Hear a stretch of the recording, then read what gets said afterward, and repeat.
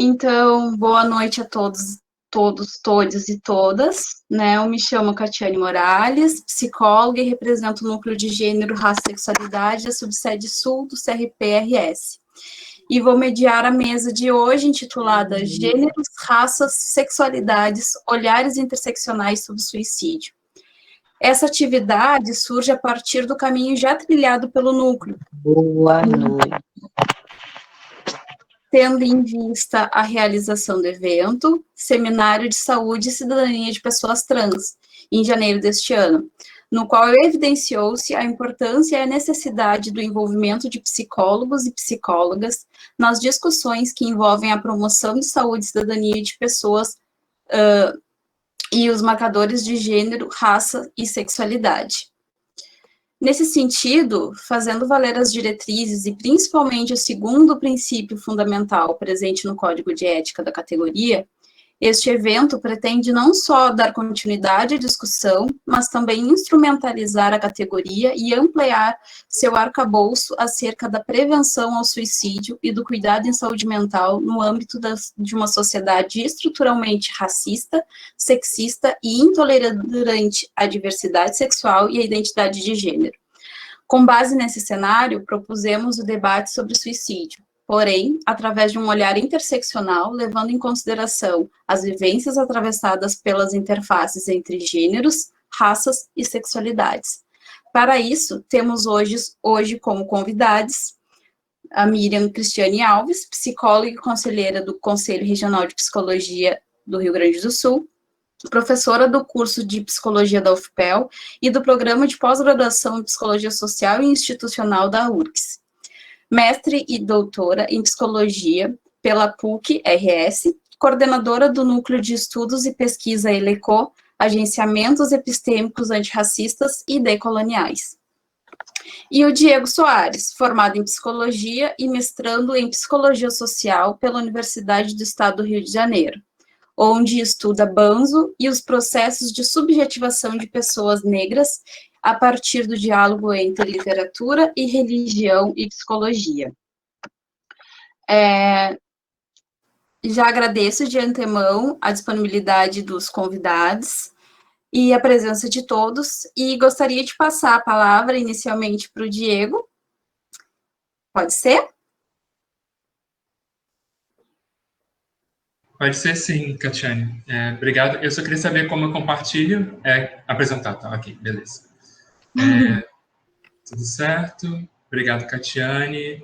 Boa noite a todas, todos e todes. Eu agradeço o convite de estar aqui presente essa noite, que partiu da Tainá, com quem eu compartilho lá o mestrado no Programa de Psicologia Social da UERJ. E eu vou falar sobre o suicídio a partir da minha pesquisa sobre banzo, e a partir de leituras de escritoras, especialmente escritoras feministas negras contemporâneas. Eu vou apresentar um PowerPoint, então eu vou compartilhar com vocês agora para a gente ir acompanhando o processo.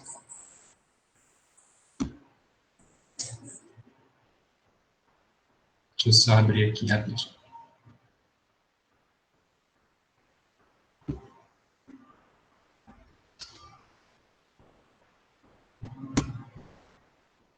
Compartilhar.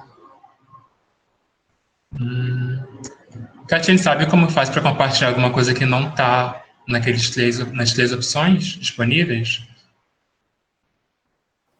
Olha, peço ajuda novamente. Ok, eu vou tentar aqui. Se possível. O arquivo está no teu computador, é isso? Está aberto já. Então, escolhe ali uma janela. E aí, então, seleciona essa janela específica onde ele está aberto. E aí, ele vai projetar aqui. É para dar certo. Vamos torcer.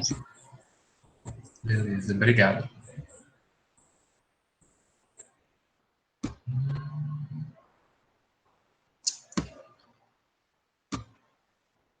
Está aparecendo para todo mundo?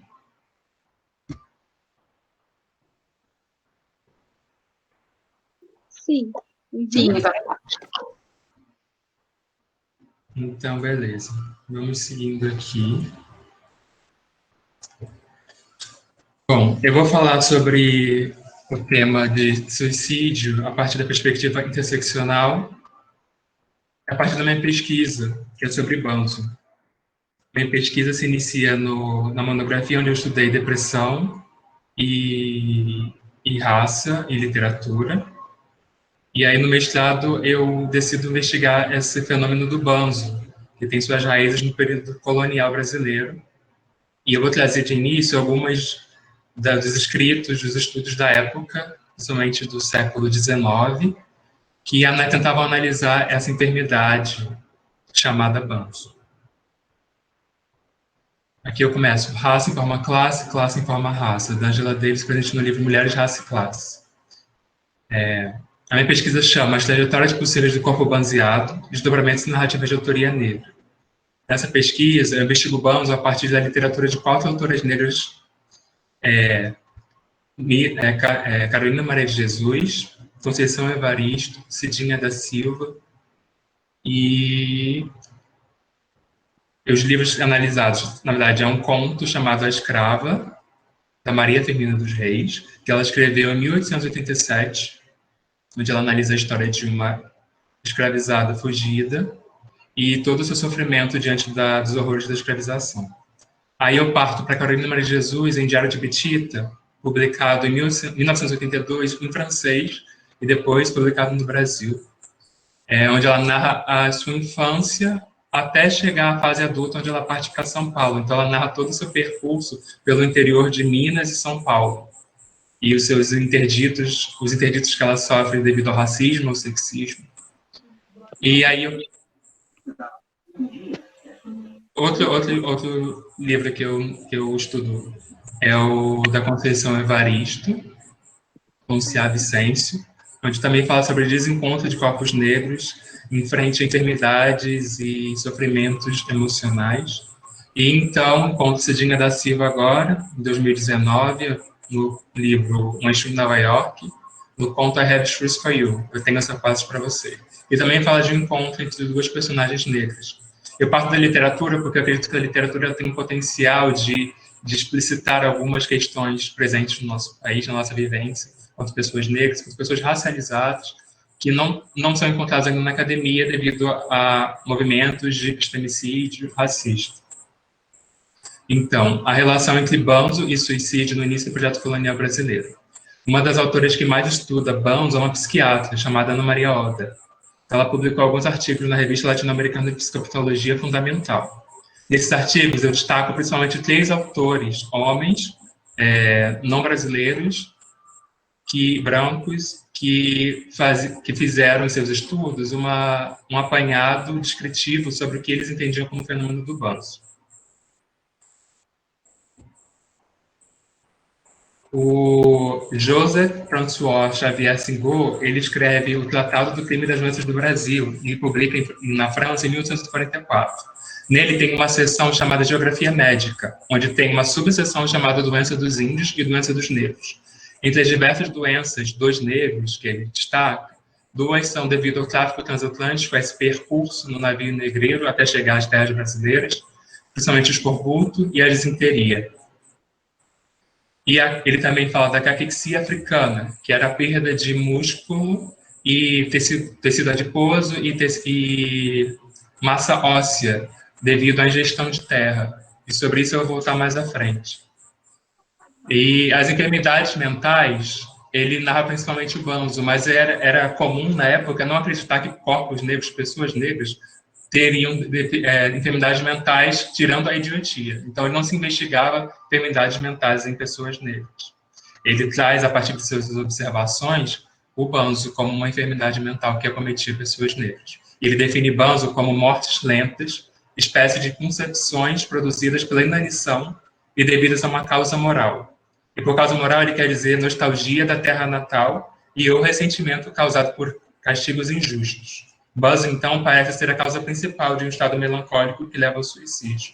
É importante salientar que eu trago banzo porque, nesses estudos todos, o suicídio estava conectado a esse estado melancólico. Então, o problema do suicídio ele parece vinculado a uma nostalgia mortal, desse rompimento com a terra natal, dos países africanos. Já esse trabalho do Singô, ele se baseia muito no Luiz Antônio de Oliveira Mendes, que publica em 1812 o Memória e Respeito dos Escravos e Tráfico da Escravatura entre a costa da África e o Brasil. Lá ele define Banzo como a principal moléstia que atingia pessoas negras escravizadas, definindo como a saudade dos seus e da sua pátria, o amor devido a alguém, a ingratidão e a aleivosia que o outro lhe fizera, a cogitação profunda sobre a perda de liberdade. Mais uma vez, ele traz um sentimento de fatalismo, de intenção suicida, de encontro a uma mortalidade. Já o Martyrs, o Carl Frederick Philippe von Martyrs, que também publica em 1844, na França, e posteriormente esse livro dele, esse artigo dele, chega no Brasil em 1939 e depois é publicado em 1979. É importante eu destacar isso porque, apesar das mudanças todas nos estudos sobre raça no Brasil, esse tipo de narrativa colonial percorre a história brasileira em 2 outros momentos posteriores. Ele define Banzo como um profundo abatimento que na maioria dos casos acaba com a morte, mais uma vez linkando ao suicídio. Ele faz um estudo comparativo entre negros e indígenas, a partir do que ele entende como marca emocional. Então, ele define um indígena como uma pessoa fria e uma pessoa negra como uma pessoa muito passional. Enquanto o índio quase não exterioriza o que se passa em seu íntimo e trabalha, se bem que sempre só, embora mandado, parecendo ter se tornado um autômato que não tem outra ideia senão talvez fugir, no Banzo do negro se reflete uma excitação extraordinária de todas as sensações que se acham em relação com seu estado de espírito. Os estudos descritivos sobre o chamado desgosto do cativeiro, que era como se chamava o Banzo, pipocaram entre muitos outros autores brancos no século XIX e início do século XX, até a chegada dos estudos culturalistas, que aí se resgataram as origens do Banzo a partir da língua banta. Nesses estudos, então, se destaca um resgate da influência africana, da cultura africana na nossa formação brasileira, na nossa formação da nossa nacionalidade. Esses estudos, eles partem muito do estudo de língua, principalmente da língua banta, e eles têm alguns autores que se destacam, como Gilberto Freire. Mas depois a gente falar que nessa época, em 1844, quando foi publicado sobre Banzo, em 1859, a Maria Firmina dos Reis, lá no Maranhão, já publicava seu primeiro romance chamado Úrsula, onde ela narra a perspectiva em primeira pessoa, como protagonista, de uma escravizada. E o livro é sobre uma mulher branca, e um romance dessa mulher branca com um sujeito negro, mas tem 2 personagens negros que se destacam, que é o melhor amigo desse personagem branco e é a mulher que cuida dessa família. E nesse livro tem um capítulo inteiro onde essa mulher narra em primeira pessoa a sua experiência de sofrimento e de partida e de melancolia em relação a essa partida, esse rompimento brusco e violento de sua terra natal. No Conto às Cabras, ela também fala desse desencontro com a protagonista Joana, mas esse conto é escrito em 1887, e essa protagonista, ela perde seus 2 filhos para a venda de escravizados, e nisso ela inicia um processo de sofrimento intenso que leva à loucura e então à morte. Não uma morte suicida, mas uma morte de falência de qualquer possibilidade de vislumbramento de vida.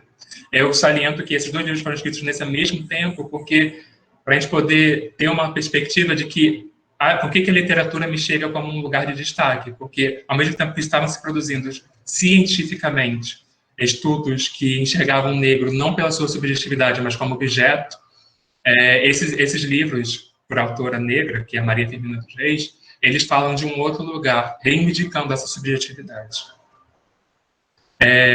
Então, o Banzo reestudado depois desse período culturalista, nos anos 30 e 40, ele resgata a sua origem na língua banta. E então ele tem 3 perspectivas de seu significado. Primeira, 2 do Quimbundo.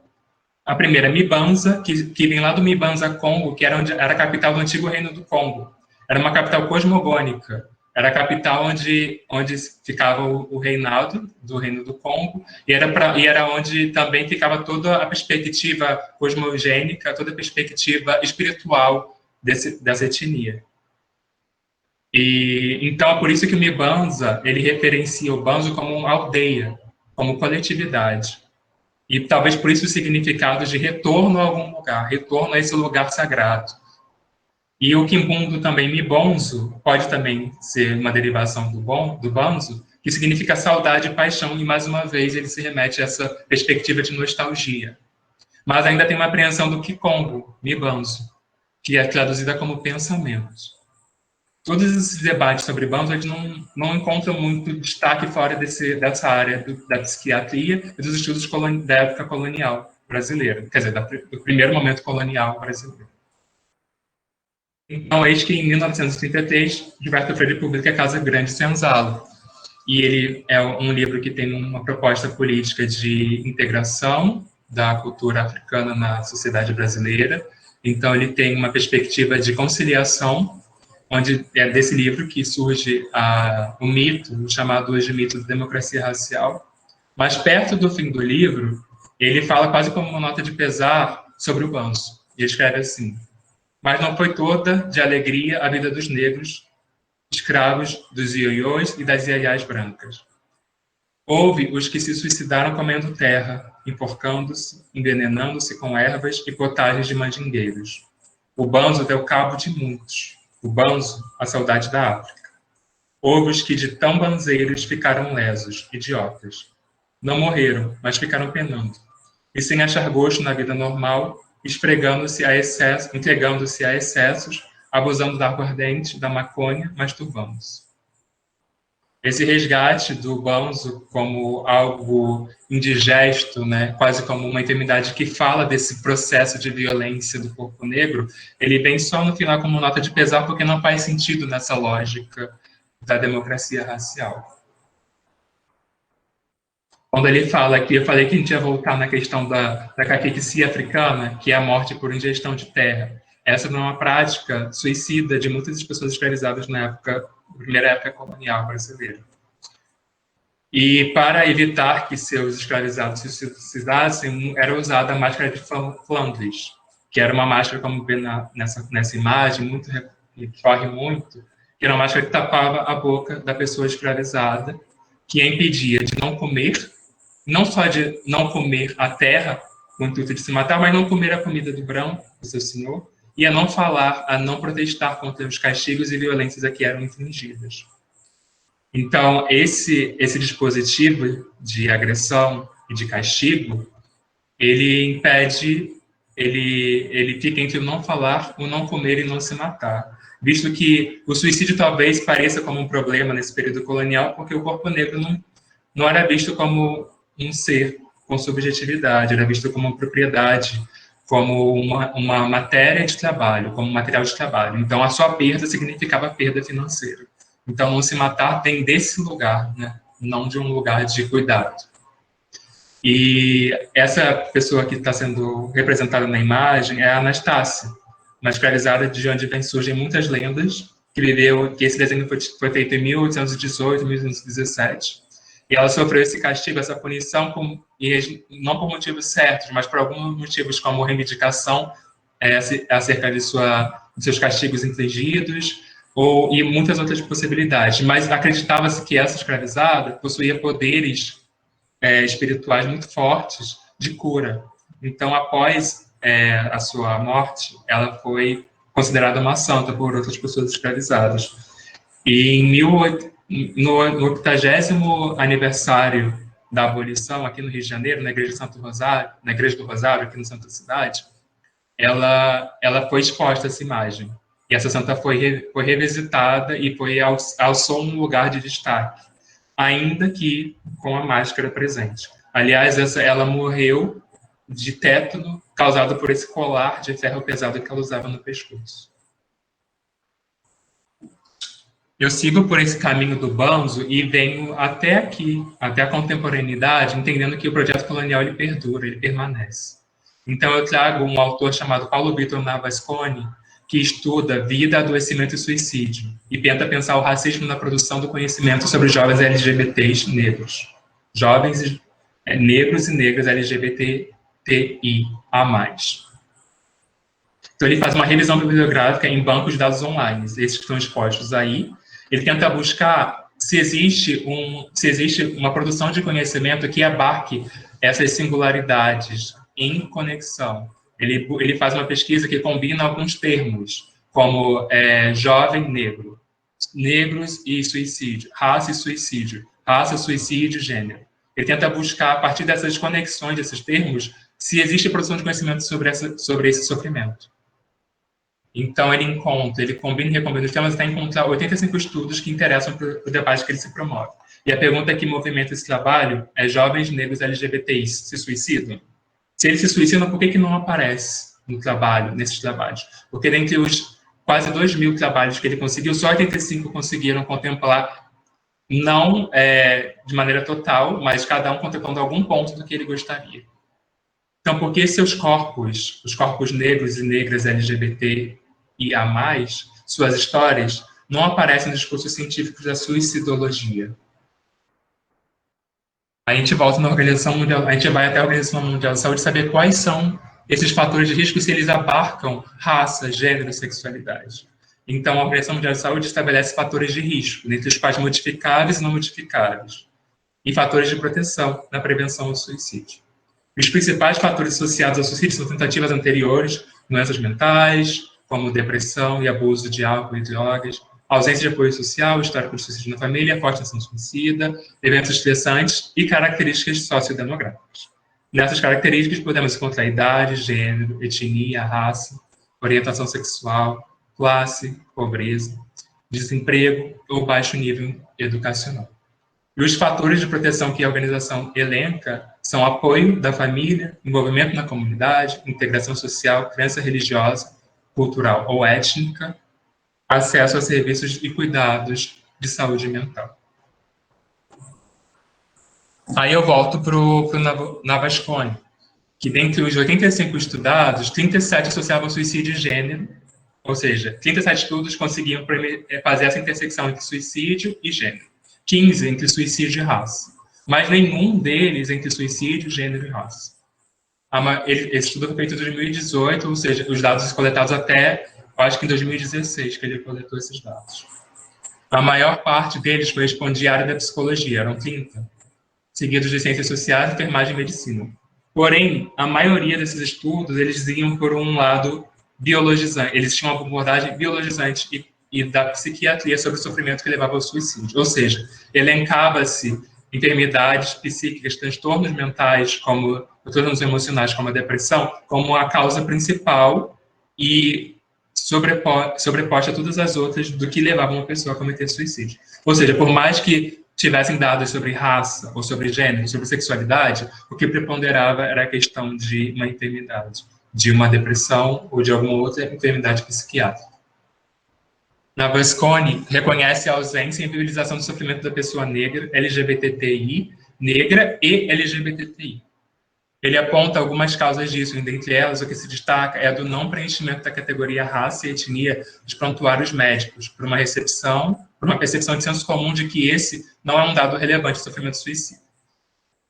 E ele volta para uma portaria, que é a portaria 344 de 2017 do Ministério da Saúde, que estabelece como lei que o preenchimento é obrigatório o preenchimento do quesito raça e cor nesses prontuários de saúde.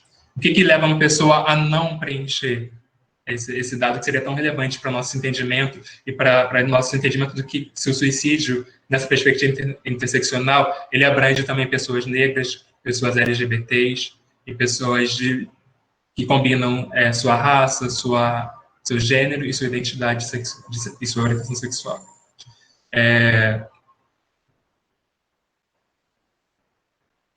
Bom, porque não, como eu falei, não associa-se, é uma percepção sociocomum de que esse dado de raça e etnia não é relevante para pensar o suicídio. E por que esse dado não é relevante para pensar o suicídio?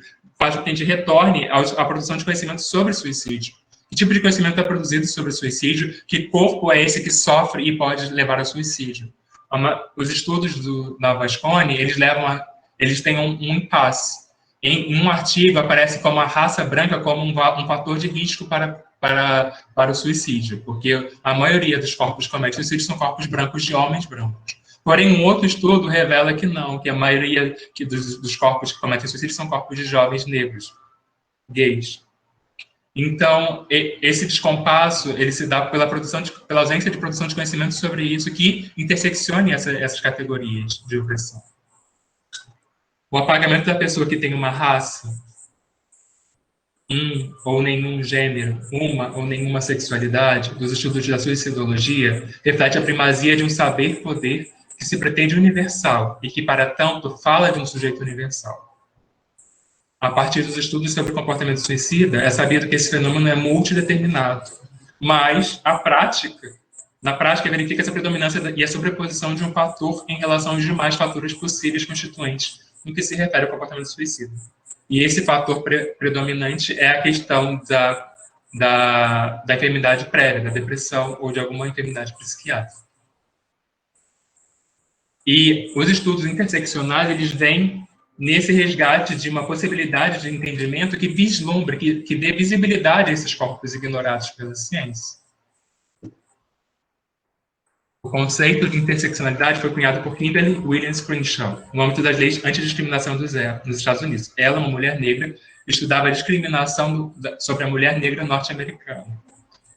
E ela define que a interseccionalidade é uma conceituação do problema que busca capturar as consequências estruturais e dinâmicas da interação entre dois ou mais eixos de subordinação. Ela trata especificamente da forma pela qual o racismo, o patriarcalismo, a opressão de classe e outros sistemas discriminatórios criam desigualdades básicas que estruturam as posições relativas de mulheres, raças, etnias, classes e outros. E essa invisibilidade, e isso que o Navasconi já percebe em seus estudos, essa invisibilidade interseccional, esse corpo ausente nos estudos sobre suicídio, a Kimberly, a Crenshaw traz duas problemáticas que fazem com que essa invisibilidade exista. E assim se perpetue a estruturação da nossa sociedade a partir desses preconceitos, dessa combinação de discriminações. Ela traz o problema da superinclusão e da subinclusão. A superinclusão a gente pode entender pelo que já foi falado sobre a predominância da questão da depressão nos casos do suicídio. Ou seja, essa superinclusão dessa abordagem impede que todos os outros possam ser visíveis nesse estudo, nessa abordagem. E a subinclusão é o contrário. É quando a problemática que se estabelece ali, ela não tem força suficiente para aparecer. Quando essas intersecções não se fazem, a questão da raça, da classe, do gênero, da sexualidade, ela não tem força para aparecer porque ela fica coberta pelas outras questões que surgem. Um exemplo que ela dá sobre superinclusão é de respeito aos estudos sobre o tráfico de mulheres, onde se entende que a problemática principal é a problemática feminista, é a problemática das mulheres. E não se diz quais mulheres, porque se você olhar sobre o problema do tráfico de mulheres, você vai ver que essas mulheres têm raça e elas têm classe. Mas só que esses dois pontos, essas duas categorias não aparecem, porque a superinclusão da categoria mulher, ela apaga todas as outras. A Patrícia Hill Collins também define interseccionalidade no seu artigo Interseccionalidades, dilemas da definição de interseccionalidade. Interseccionalidade constitui um novo termo aplicado a um conjunto diversificado de práticas, interpretações, metodologias e orientações políticas. Não podemos supor que estamos estudando um corpo fixo do conhecimento. Em vez disso, o nosso curso vai investigar a questão dos quadros interpretativos e interseccionalidade em si. E a Grada Quilombo, ela também fala sobre interseccionalidade ao definir racismo genderizado. E ela narra um episódio que permite que a gente vislumbre bem essa questão dos cenários criados a partir das modificações das categorias envolvidas num cenário de opressão. E ela narra um exemplo de quando ela tinha 12, 13 anos, e ela foi ao médico por uma questão de gripe, um médico branco, que tinha, inclusive, máscaras africanas em seu consultório. E, ao final da consulta, ele se aproxima dela e pergunta se ela não gostaria de ir para a casa deles, porque eles iam passar férias numa casa de veraneio, e ele, a esposa, uma filha e um filho. E se ela não poderia ir junto para fazer algumas coisas básicas, como lavar roupa ou cozinhar, mas ela teria muito tempo para si, para se divertir nesse percurso.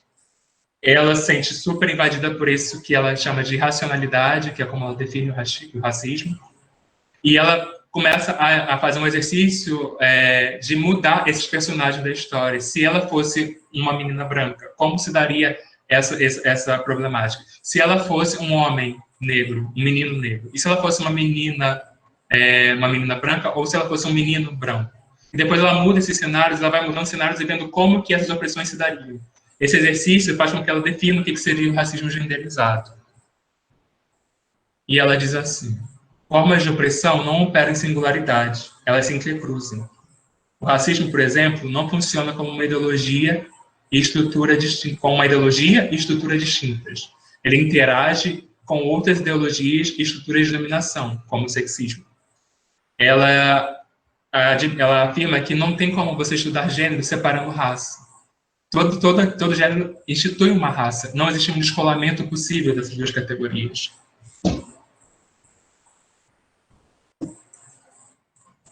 Isso me leva a pensar sobre a materialidade, a concretude da experiência dos corpos que não estão na academia, que não estão nos estudos, ou seja, esses sofrimentos não estão sendo vistos pela sociedade.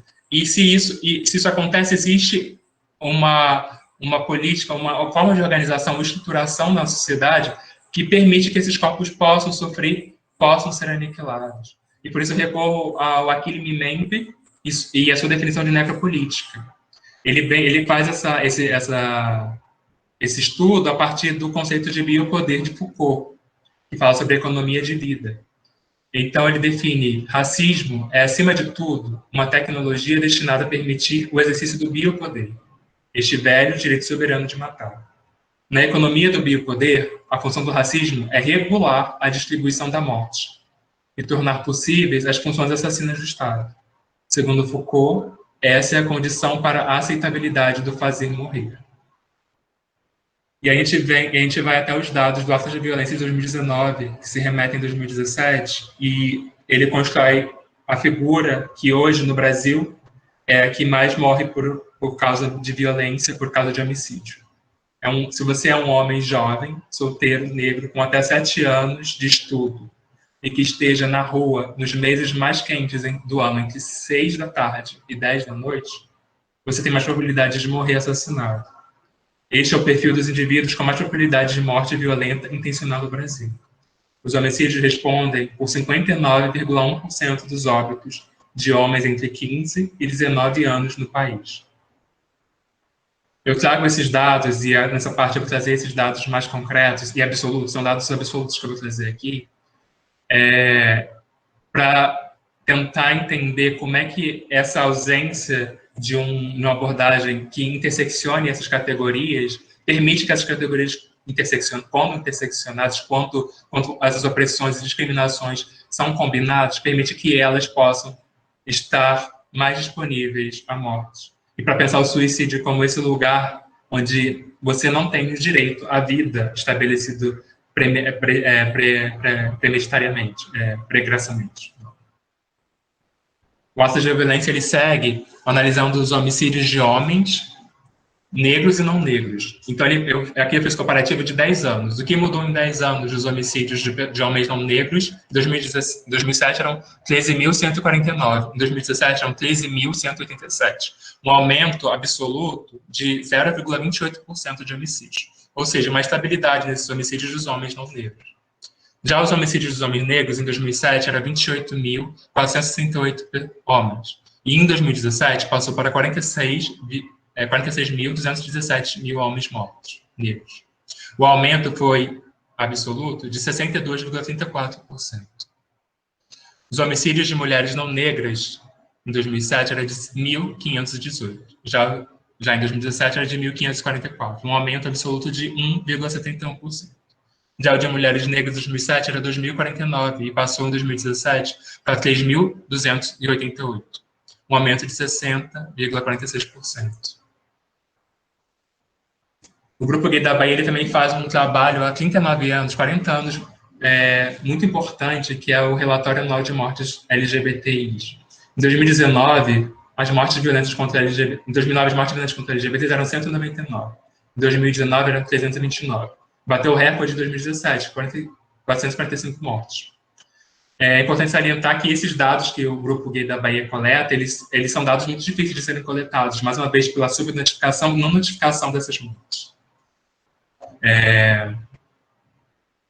Sobre a sexualidade e identidade dessas pessoas que morreram em 2019, a maioria era gay, seguido de travestis e transexuais, que quando combinados chegam quase a essa segunda posição. E a gente sabe que o nosso país é o país que mais mata travestis e transexuais. E ali a gente tem também mortes de violentas de pessoas lésbicas, de mulheres lésbicas e de pessoas bissexuais. Sobre raça e etnia, a maioria das pessoas que morreu em 2019 foram negras, se a gente combinar a categoria parda e preto.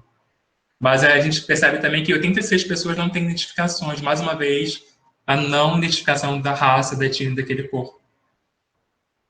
E a tipificação de mortes, ela revela que foram 32 mortes por suicídio de LGBTs em 2019.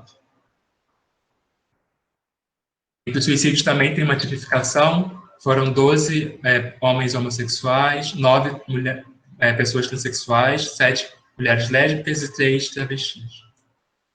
Eu trago esse dado e eu trago um rosto. Eu estive trabalhando no Rio Sem Homofobia, Rio Sem LGBTI-fobia, que é um programa do governo do estado do Rio de Janeiro, que ele surge em 2011, e eu estagiei lá de 2013 a 2014 e retornei como psicólogo agora nesse ano, 2020. E lá eu faço atendimento, na psicologia, na equipe de psicologia, a gente faz atendimentos psicológicos emergenciais, né? E a equipe é formada por uma equipe multidisciplinar, então tem eu como psicólogo, tem assistente social e tem um assistente jurídico, uma advogada também, para fazer essa abordagem da população LGBT a partir dessa multidisciplinaridade, essa equipe multiprofissional. Nos atendimentos psicológicos, eu atendi esse ano uma mulher que se identifica como travesti negra, que vem de Recife, na verdade morava em São Paulo. Ela fez 48 anos esse ano e ela vem de 20 anos de institucionalização. Ela sai de Recife para São Paulo e ela passa os últimos 20 anos em abrigos, em locais de abrigamento. E ela vem para o Rio no início, nesse mês de agosto, fugida de uma ameaça de morte que ocorreu no abrigo onde ela estava em São Paulo. Ela vem ao Rio, ela busca passagem, busca dinheiro e vem ao Rio, e aqui ela já encontra o Rio Sem LGBTI-fobia, e eles tentam encontrar abrigo, e conseguimos abrigo para ela ficar, e ela não tem renda, e ela me fala, nesses atendimentos, como ela se sente sortuda de ter vencido a expectativa de vida de uma travesti no Brasil, que é de 35 anos. E eu me pergunto como pensar essa possibilidade de vida de uma pessoa que reconhece em si, no seu corpo, esses atravessamentos, essas combinações dos corpos indesejados, que os definem como corpos indesejados. O Atos da Violência de 2019, ele também fala sobre suicídio. Houve um aumento de 40% em 10 anos dos índices de suicídios. Aí eu pergunto, dentre esses números absolutos sobre suicídio, estão visíveis as vidas de negros e negras LGBTIs? Se não estão, por que não estão? A cada 23 minutos, um jovem negro é assassinado, segundo o mapa de violência de 2016. E a cada 26 horas, segundo o Grupo Gay da Bahia de 2019, uma pessoa LGBTIA+, é assassinada ou se suicida. Como pensar essa dor que não é visível, que não é vista pelo outro na sociedade, que se estrutura a partir dessa combinação de opressões? Então, recorro à Vilma Piedade, que publica no ano passado, ela cria um conceito novo chamado dororidade, a partir do deslocamento do termo sororidade. E ela define assim, uma poesia. Dororidade. O que é? O que se pretende ser? Seria a dor e nem sempre a delícia de se saber ou de não se saber quem somos? Na verdade, não é uma pergunta, né? Eu vou reler. Seria a dor e a nem sempre delícia de se saber ou de não se saber quem somos. Dororidade carrega, no seu significado, a dor provocada em todas as mulheres pelo machismo. Quando se trata de nós, mulheres pretas, tem um agravo nessa dor. Agravo provocado pelo racismo. Racismo que vem da criação branca para a manutenção do poder. E o machismo é racista. Aí entra a raça, e entra gênero, entra a classe. Sai a sororidade e entra a dororidade. É preciso fazer esse deslocamento para se tornar visível, e é o que a Piedade faz, a partir de uma perspectiva interseccional. Cada quilombo ela fala de reparação, reunião e pertencimento, para a gente poder pensar como estudar e como pensar a questão do sofrimento não visto, sendo psicólogos, sendo pessoas que trabalham na área da saúde mental. Né? Então, a Grada ela fala que o racismo não é um problema pessoal, mas um problema branco, estrutural, institucional, que pessoas negras experienciam. É importante salientar... Oi? Diego, eu só Oi. queria te perguntar se faltam muitas lâminas ainda para a gente poder dar um mais adequado para ambos os convidados. Ai, perdão. Quanto tempo que eu tenho, Catiane? Não, faz o teu, dentro do teu tempo aí. Vai eu vou correr um pouquinho aqui, que eu já tô na segunda metade já. Eu vou correr com essa parte, aí a gente termina. Tá bem, obrigada por avisar. É importante salientar que o racismo não é uma questão pessoal, porque a interseccionalidade não permite que a gente pense uma questão como, apesar de trazer as singularidades de cada experiência vivida, a partir dessa combinação de opressões e discriminações, esse lugar ele não pode ser entendido como um lugar de individual e pessoal, que muitas vezes incorre quando a gente pensa em suicídio. Né? E essa perspectiva da depressão como a principal motivação para o suicida permite que a gente singularize as histórias, e essa singularização não perceber que isso é um problema social. O problema do suicídio é um problema social, o problema do racismo é um problema social, o problema do machismo é um problema social, e que o problema da homofobia, da LGBTfobia, da transfobia é um problema social. Quando a gente entende que esses problemas todos eles vivem e são combinados, estruturam na sociedade, a gente percebe que esse cuidado, ele não pode ser, esse cuidado com o suicídio não pode partir da premissa de que é um problema pessoal, um problema individual, daquela pessoa que está em sofrimento. Ela fala de trauma colonial, e ela, como o desmembramento dos povos africanos, e como esse desmembramento, ele percorre o corpo negro. E como a troca de saudações, ela analisa a troca de olhares, a troca o reconhecimento, que é o que Vilma Piedade fala em Dororidade, o reconhecimento do seu sofrimento no outro, na outra pessoa, como esse lugar de reparação desse desmembramento, como esse remembramento. E esse remembramento, ele me leva até a Donna Haraway, que ela escreve em seu livro, que histórias remembram. E porque a gente pensa, aí eu retorno aqui, a questão da voz, a questão da Anastácia, que eu falei logo no início da apresentação, quando ela é impedida por um instrumento racista e colonial de falar, de dar voz ao que ela sente, dar voz ao seu sofrimento, dar voz à sua raiva.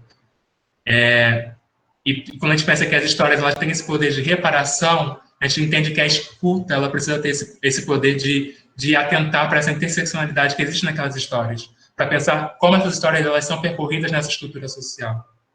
E nós, como psicólogos e psicólogas aqui, precisamos ter essa escuta que permite que o outro fale, que a gente veja além do que o outro sofre, além das cicatrizes, como diz a música do Emicida, permita que eu fale nas minhas cicatrizes.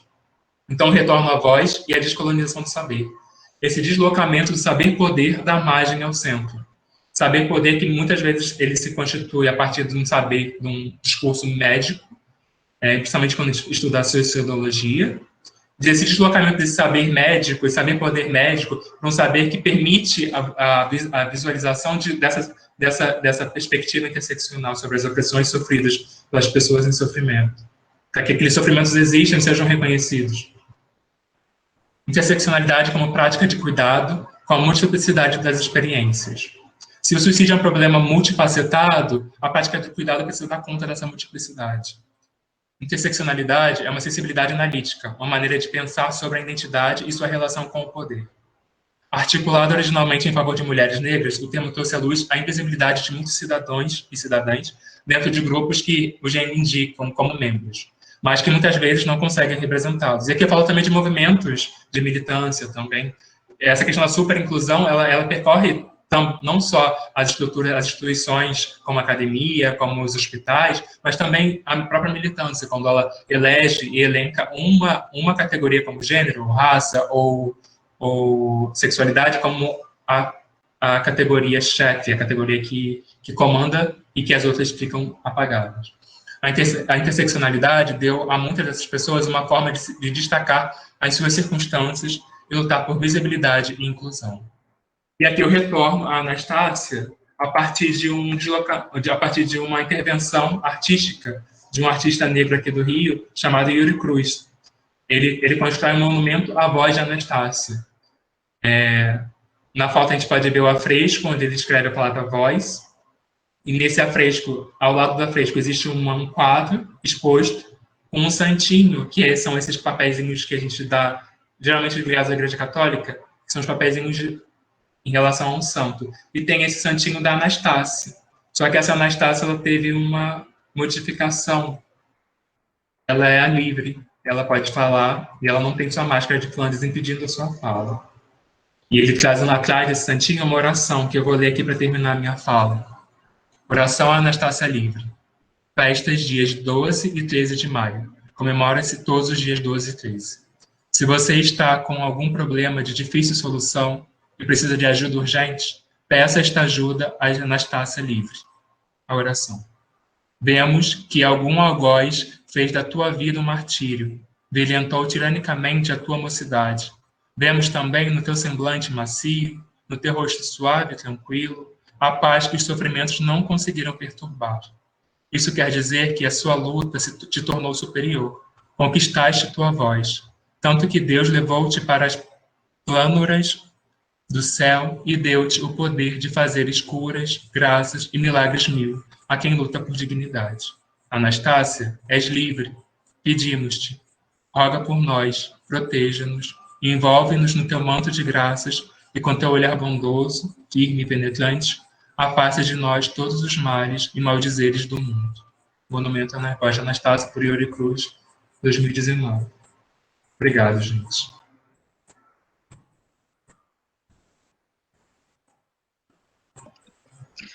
Muito obrigada, Diego, pela tua fala, né? Acho que todos nós ficamos muito provocados com a tua fala, sim. Queria convidar, então, a professora Miriam para fazer a fala dela, de 20 a 30 minutos. Por favor. Então, boa noite a todas, todos, todes. Quero aqui agradecer, né, ao Núcleo pela organização de mais essa atividade, aqui pela Subsede Sul, né, do CRPRS, o Núcleo Raça, Gênero, Raça e Sexualidade da Subsede Sul, tem feito uma diferença, né, nas construções aqui da nossa subsede. Então, quero agradecer a toda essa equipe pelo empenho, pelas produções, enfim, pelo trabalho incessante que essas meninas, né, e meninos têm feito aí, mesmo em tempos tão difíceis como esse, né, de pandemia. Cumprimentar o Diego Soares, né, que estou tendo aqui a satisfação de conhecer. Que bom, né, que a Tainá pôde indicá-lo para estarmos aqui nesse momento em conjunto, né, muito legal isso. Cumprimentar todas as pessoas que estão aqui presentes, né, que se inscreveram e estão acompanhando essa discussão. Quando a Cati, né, carinhosamente, né, a gente chama ela de Cati, mas a Catiane me pediu para fazer essa conversa junto com o Diego, eu disse para ela, mas Cátia, eu não estudo suicídio, né? Então acho que dá para pensar outras pessoas e tal. Não, prof, é que a gente queria que tu trouxesse um pouco da discussão da necropolítica e tal, que legal que o Diego já trouxe elementos nesse sentido. Então, o que eu preparei, né, para a noite de hoje é um olhar um posicionamento ético-político em relação ao genocídio do povo preto, de um modo geral, e pensando dos efeitos disso, né, no que muito bem foi apresentado aqui pelo Diego, no que a gente, né, convencionou chamar aí de suicídio, E mesmo fazendo essa reflexão a partir, então, do Banzo, que também o Diego traz, de uma forma com muita propriedade, né? Até, Diego, não sei se tu pode tirar a tua apresentação, para mim está aparecendo aqui ainda, pode ser? Que aí eu consigo enxergar mais carinhas aqui. Bom, então... Vou pedir ajuda aos universitários mais uma vez, porque eu achei que tivesse saído já. Ah, pronto. Desculpa. Foi, né? Tudo certo.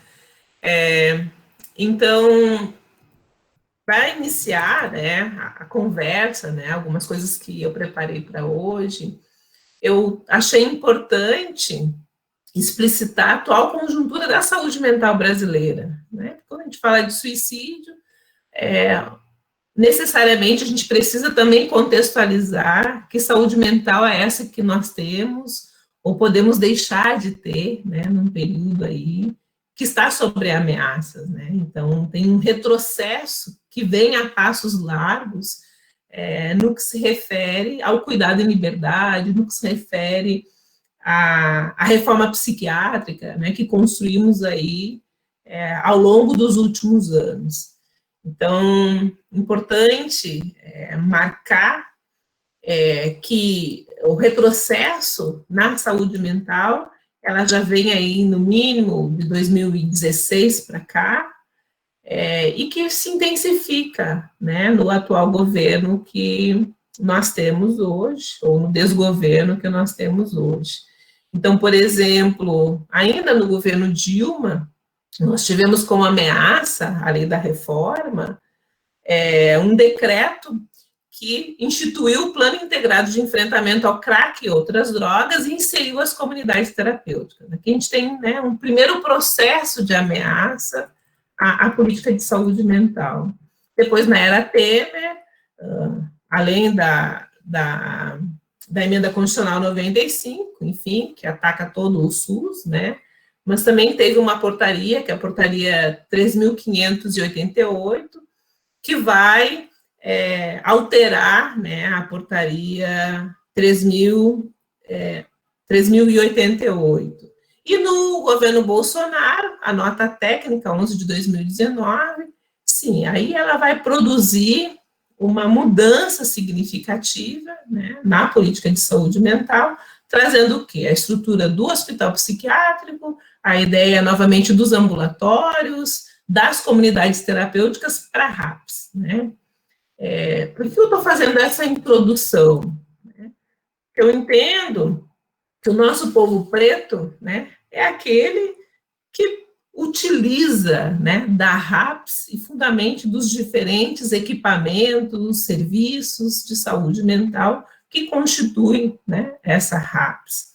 Também é importante dizer que a reforma psiquiátrica brasileira, ela se constitui em meio a um processo de disputa político, ético e epistemológico no campo da saúde mental. Disputa essa que, obviamente, tudo que o Diego trouxe hoje não está colocado, né? A discussão da interseccionalidade, a discussão de raça, de gênero, nem estava colocado nessa disputa, né? Mas tem uma discussão ali importante, que é do cuidado em liberdade, e que é da instituição, da extinção dos manicômios, né? E que, obviamente, quem são as pessoas que se utilizam desses serviços, majoritariamente? São as pessoas negras deste país. Bom, e aí a gente tem aí essa disputa que, de um lado, esse grupo, né, que desde do movimento de reforma psiquiátrica, da luta antimanicomial, vai constituir essa política que a gente tem hoje, mas, de um outro lado, um grupo que é aliado a donos de estabelecimentos psiquiátricos, a indústria farmacêutica, enfim, numa perspectiva de uma psiquiatria biologicista, que vão defender, então, os serviços manicomiais, a hospitalização, a internação, o uso dos psicofármacos, enfim, dessas tecnologias invasivas, como, por exemplo, a própria chamada eletroconvulsoterapia. e que nós, sim, precisamos urgentemente estarmos aí conhecedores deste processo, conhecedoras deste processo que vem atacando essa saúde mental que a gente conseguiu constituir no nosso país. Mas o que tudo isso tem a ver, por exemplo, com um Estado necropolítico, né? Ou o que tudo isso que eu falei até agora tem a ver com o suicídio da população negra, por exemplo? O que tudo isso tem a ver com a ideia de banzo que o Diego traz aqui para nós, né? Deixa aqui a pergunta para a gente tentar aí, não sei se respondendo, mas pensando sobre ela ao longo da nossa noite. E também, o que é necropolítica, né? E como ela se insere no campo da saúde mental, que é um pouco isso que eu acho que a gente pode ir aprofundando ao longo da noite. Então, na construção deste conceito, né, necropolítico, ou dessa categoria de análise, o Attila Mbembe, ele parte do pressuposto que a expressão máxima da soberania, ela reside em grande medida no poder e na capacidade de ditar quem pode viver e quem deve morrer, né? E isso já foi trazido aqui pelo Diego. Então, a gente está falando de um Estado que mata ou deixa viver, e que esse matar ou deixar viver vão constituir os limites dessa soberania. E quando Attila Mbembe parte do conceito de biopoder, né, quando Foucault vai fazer a discussão do biopoder, do deixar morrer, o Attila Mbembe dá um passo adiante para discutir o produzir a morte, né, do produzir dispositivos para matar, de fato, um determinado grupo.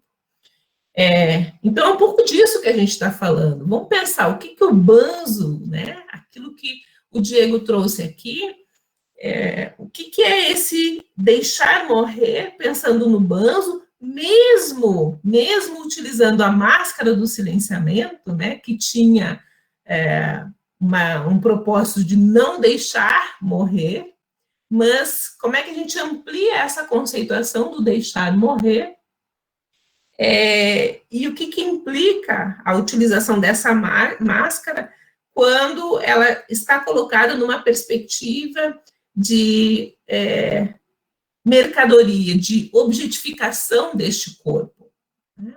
Então, que é um corpo-objeto, um objeto-corpo, como o próprio Mbembe vai também falar.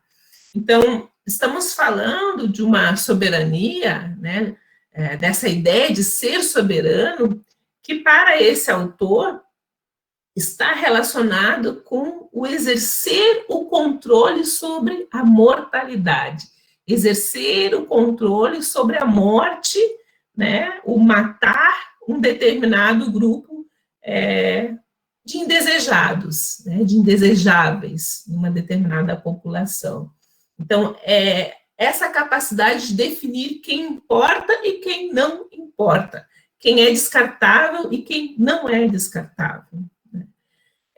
Bom, dito isso, a gente pode, então, além de olhar para todos os dados que o Diego traz, também podemos olhar para alguns dados do Ministério também da Saúde, que estava sendo gestado por um outro grupo, num outro momento, mas que vai mostrar que o risco de suicídio, né, entre adolescentes e jovens negros aumenta 12% ali na pesquisa que foi feita do período de 2012 a 2016, né, um documento intitulado Óbitos por Suicídio entre Adolescentes e Jovens Negros, entre 2012 e 2016.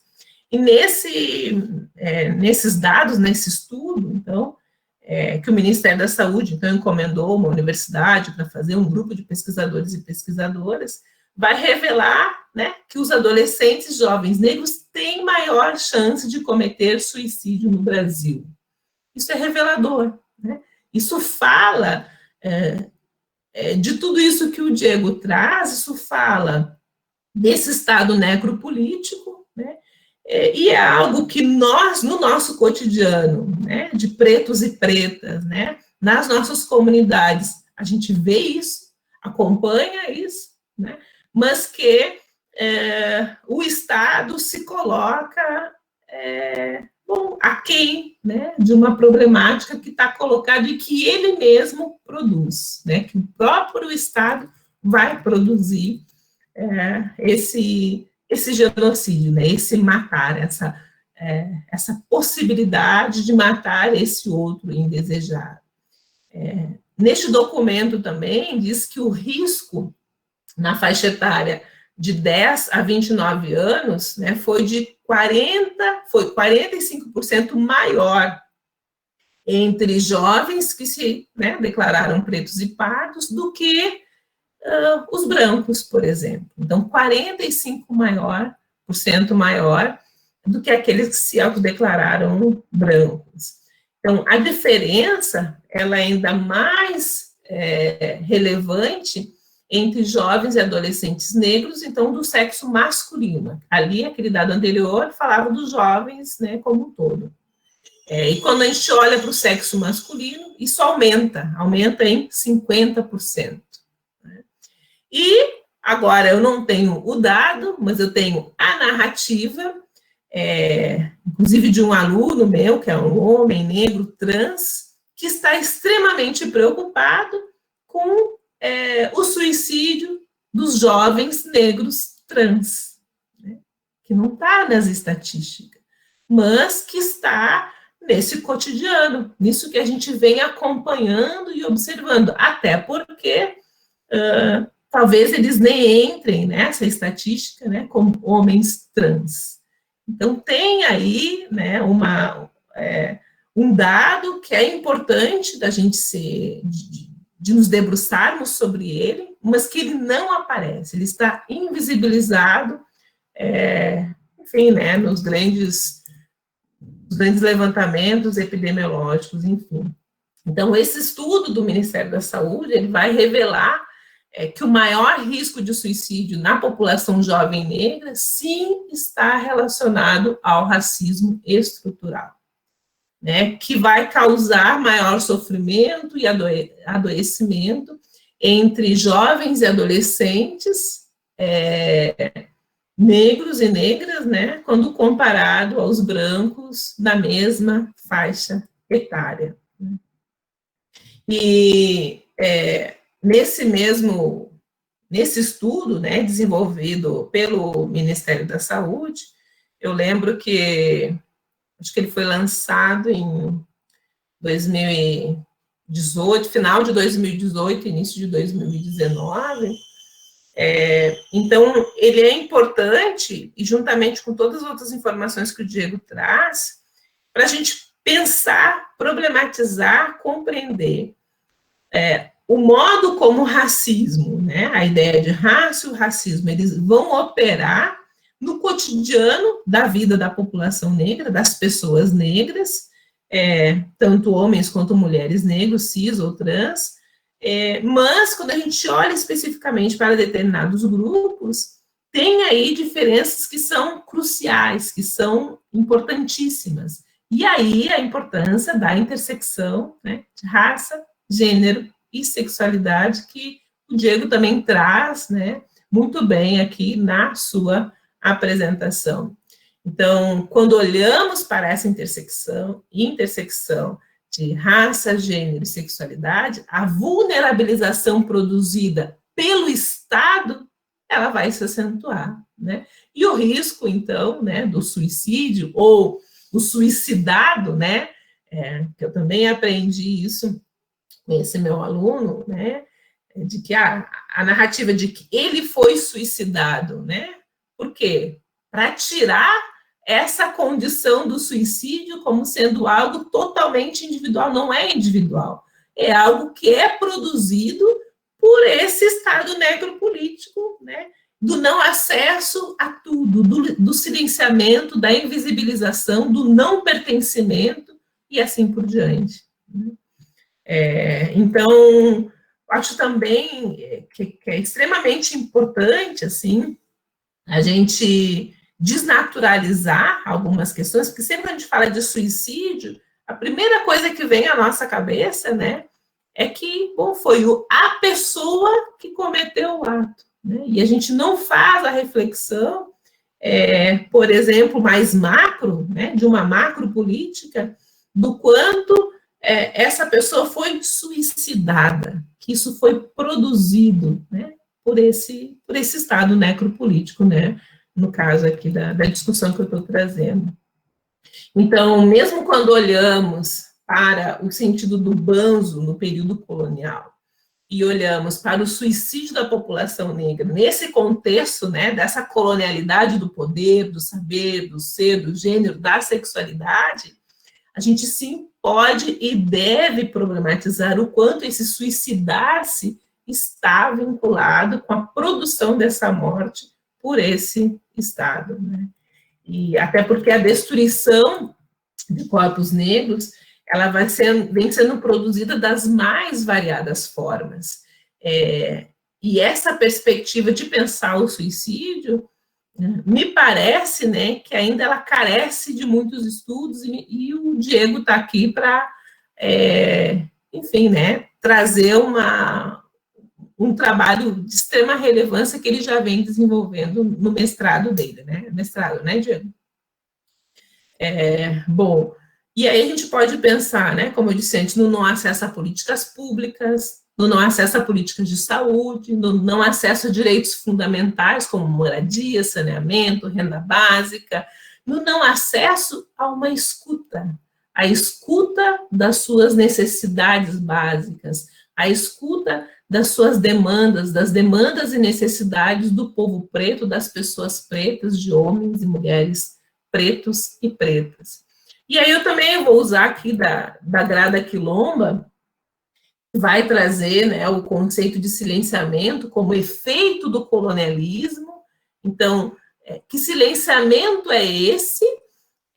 Que ainda é atualizado, né, no nosso contemporâneo pela colonialidade, por exemplo, usando agora um conceito do Quijano, e que vai fazer, né, com que jovens negros, homens, mulheres negras, se coloquem nesse estado tal de vulnerabilização a tirar a sua vida, né?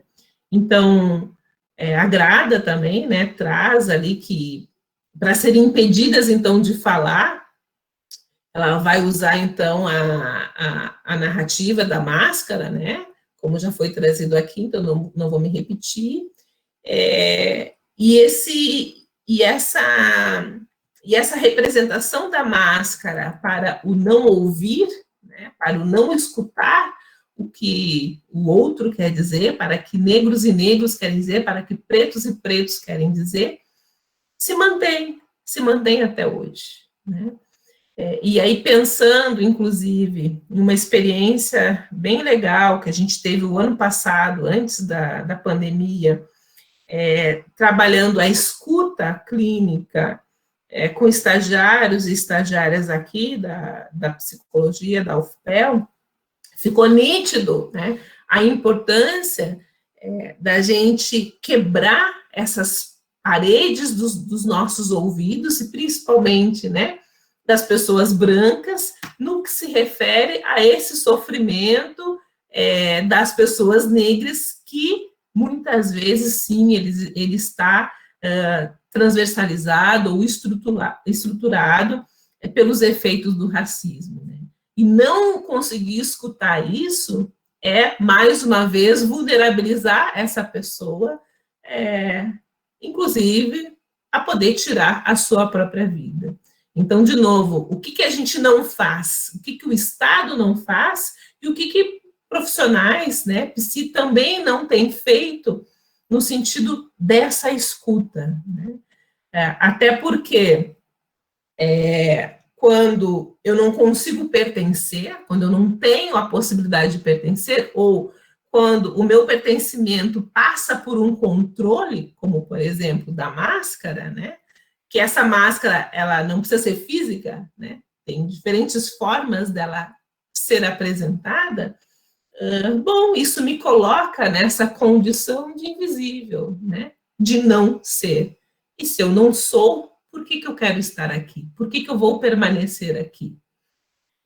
Então, é um tema, né, uma discussão de extrema relevância, que sim, nós precisamos aprofundar, principalmente psicólogos e psicólogas precisam pensar a discussão do suicídio com o recorte racial, de gênero e sexualidade para conseguir escutar, para abrir fissuras, para desmontar essas paredes que estão aí nos ouvidos, fundamentalmente, da branquitude. Então, para iniciar a discussão, vou ficar por aqui, Kati, e agora a gente pode, né, dar uma conversada, enfim. Então, acho que era isso. Muito obrigada, professora Miriam. Não consigo perder o hábito de chamar a Miriam de professora Miriam, né? Vai ser para sempre. Então, é isso. Né? Até porque onde ela vai falar, ela sempre dá uma aula, né? Então, e das melhores, inclusive. Então, muito obrigada pela tua fala, pela disponibilidade de estar conosco. Já surgiu algumas primeiras perguntas, mas eu vou também provocar umas aqui, né, que eu estava pensando, né, enquanto um evento que se propõe instrumentalizar, eu gostaria de pensar junto com vocês, assim, como na prática, e talvez até no campo teórico de instrumentalização, a gente consegue fazer um atendimento tanto clínico quanto em qualquer outro âmbito de atuação da psicologia, que se proponha a fazer esses movimentos de contextualizados, socialmente contextualizados, que sejam antirracista, antissexista, anti-LGBTI-fóbicos e assim por diante. Então, eu queria trazer essa provocação primeiro, mas eu vou ler as perguntas que foram feitas aqui, que não foram muitas por enquanto, mas eu imagino que no decorrer das falas agora a gente vai ter novas perguntas. Primeiro, a Jéssica Lopes falou: parabéns, Diego, fala e trabalho muito interessante, fiquei curiosa em ouvir de Diego, como foi para ele realizar esse trabalho, e eu acho que até ele já respondeu ali, né, mas eu gostaria de provocar as pessoas também a fazerem novas perguntas, assim. E aí a gente vai fazendo por blocos, pode ser? Obrigada, Belisa.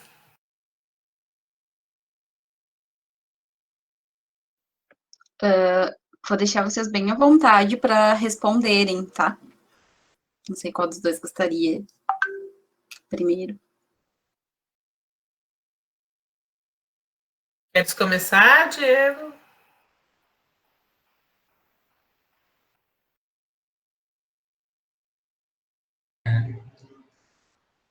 Você pediu para eu começar, né?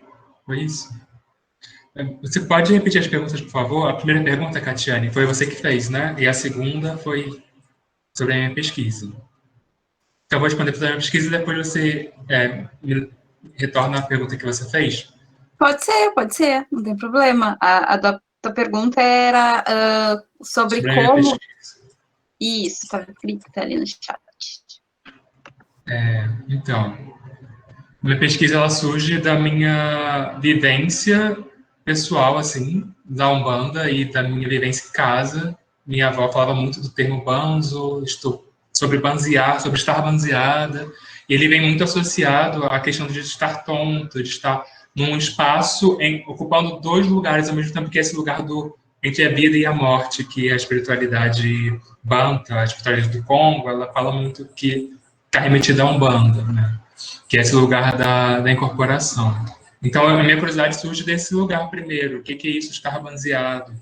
E aí, depois, como eu já vinha pensando na questão da depressão, pensando na questão do suicídio, Então, eu vejo que Banzo, nos estudos coloniais, das descrições sobre doenças, ela está muito conectada ao ato suicida, né?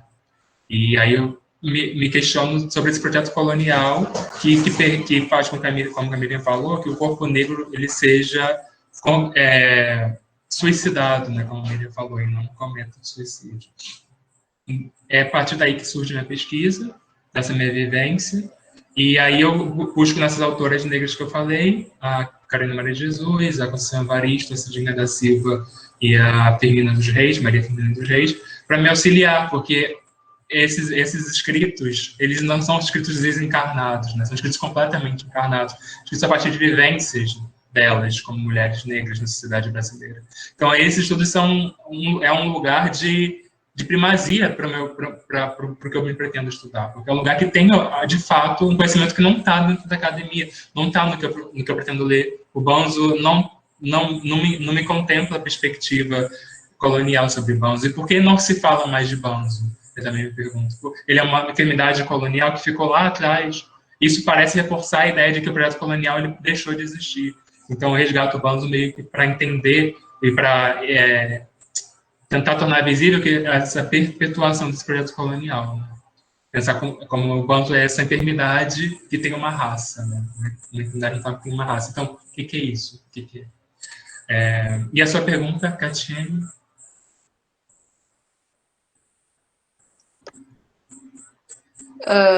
Então, a minha pergunta era como a gente pode pensar, né, tendo em vista que o evento ele também tem esse caráter de instrumentalização, né? Como a gente pode pensar as atuações da psicologia de modo que se pense os antirracismos, anti-LGBTfobia, antissexismo, contextualizando isso, assim. Claro que eu acho que a Miriam já deixa todas as deixas ali de que uma escuta, né, contextualizada vai ser o princípio básico para que isso aconteça, assim. Mas eu acho que pensando, assim, sei lá, desde como começar com bibliografias nesse sentido, para começar a se engajar nesse processo, até para conseguir fazer uma escuta, né? Que quando tu não entende, de fato, isso de forma teórica, fica muito mais difícil para te conseguir fazer essa escuta, né? Então, eu queria que vocês pudessem fazer esses direcionamentos, de alguma forma, para a gente também ir ampliando coisas, as pessoas também, daqui a pouco, poderem trazer outras sugestões, a gente ir construindo isso. Beleza. Então, como você já falou, né, a Miriam já deixou essa deixa sobre a escuta desse lugar interseccional que percebe essas intersecções, a estruturação do racismo, do sexismo e da LGBTI-fobia na sociedade. E você perguntou sobre bibliografias, né?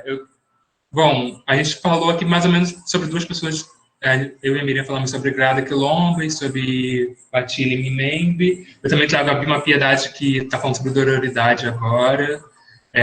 A Patrícia Hill, muitas estudiosas feministas negras norte-americanas contribuem muito para a nossa discussão. Patrícia Hill Collins, Angela Davis. Mas eu trago a literatura porque eu acho que a literatura é um lugar...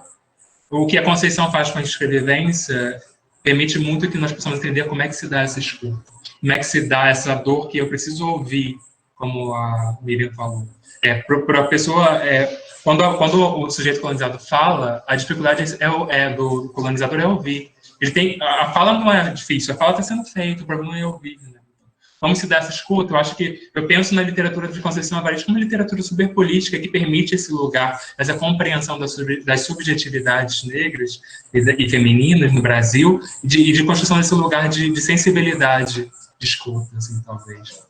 Eu também, como a Miriam falou, sobre os equipamentos da saúde mental que estão sendo desmantelados, eu vejo isso aqui no Rio, com o CAPS, que é um lugar de referência porque traz essa possibilidade de intersecção, apesar de a gente saber das dificuldades que existem nessa multiprofissionalidade, nessa equipe multiprofissional, mas é um lugar que tem essa perspectiva de olhar para o sujeito que chega, para a pessoa que chega, com um olhar mais abrangente para as estruturas sociais que permitem que aquele corpo esteja em sofrimento.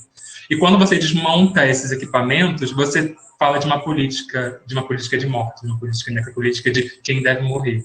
E aqui no Rio tem acontecido porque a nossa rede no Rio Sem LGBTfobia, nós temos centros que atendem a população LGBT em vários lugares, vários municípios do Rio. No município do Rio mesmo, tem 2. Mas precisa ter uma rede ampliada de saúde mental. E a nossa maior parceira eram os CAPs, que estão espalhados pela cidade.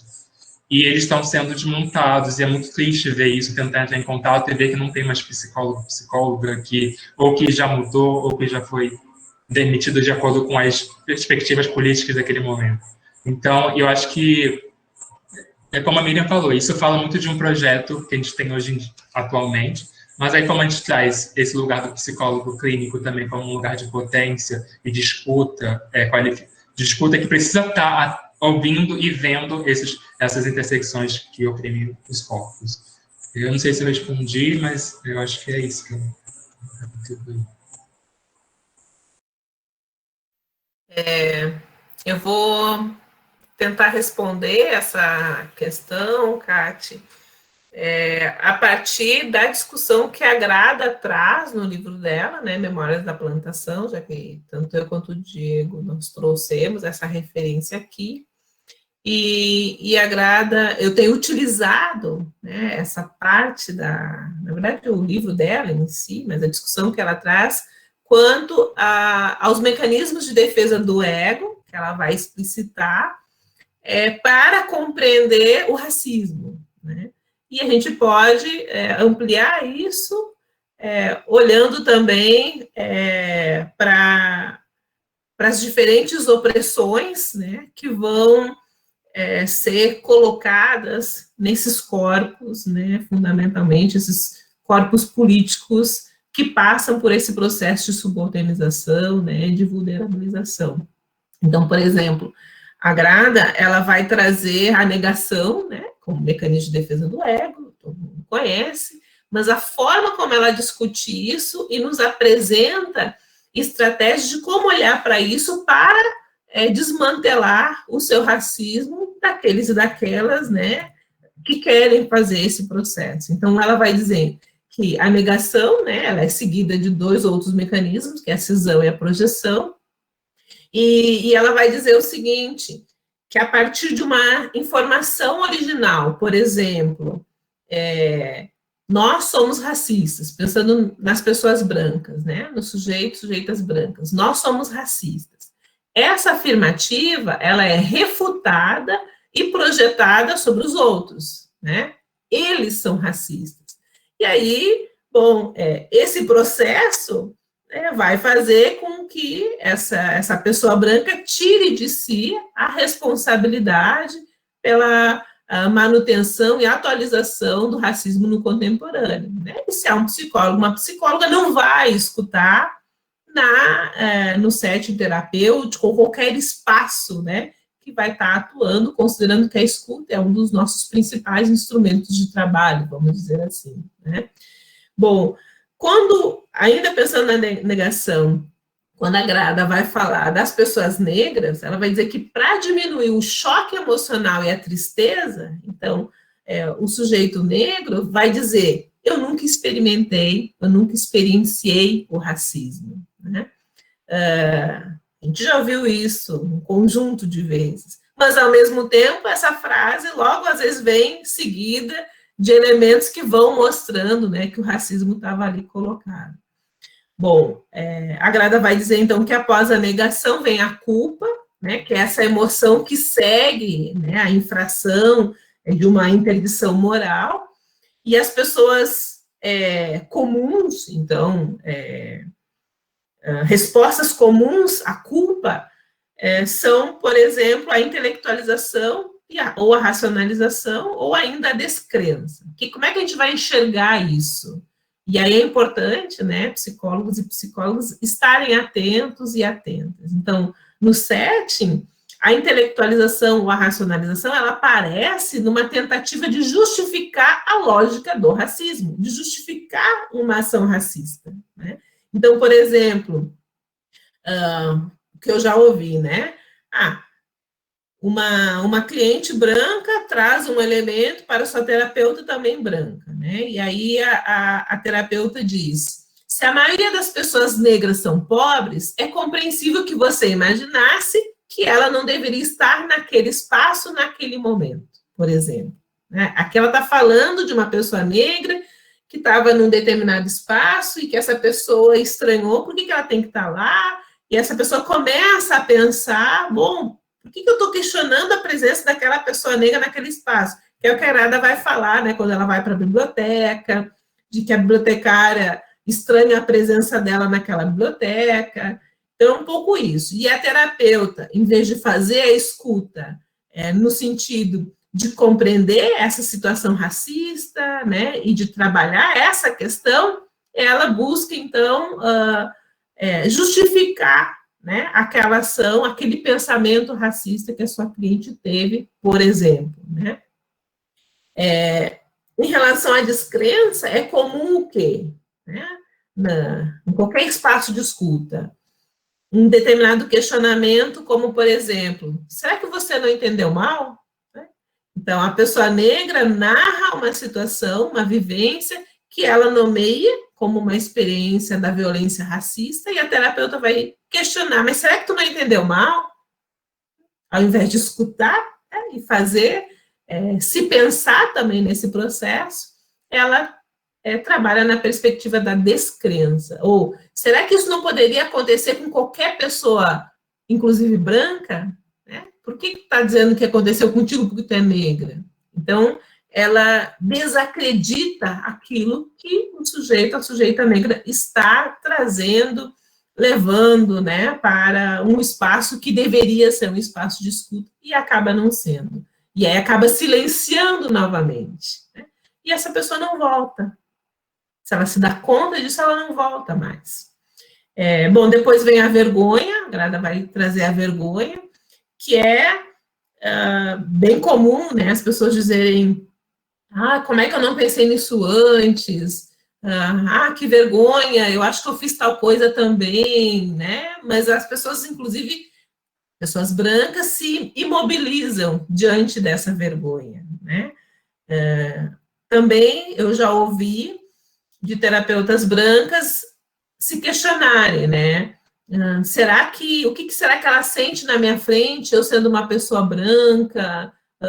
Não queria que o meu corpo produzisse, né, um sentimento de estranhamento em relação a outra pessoa, enfim, né?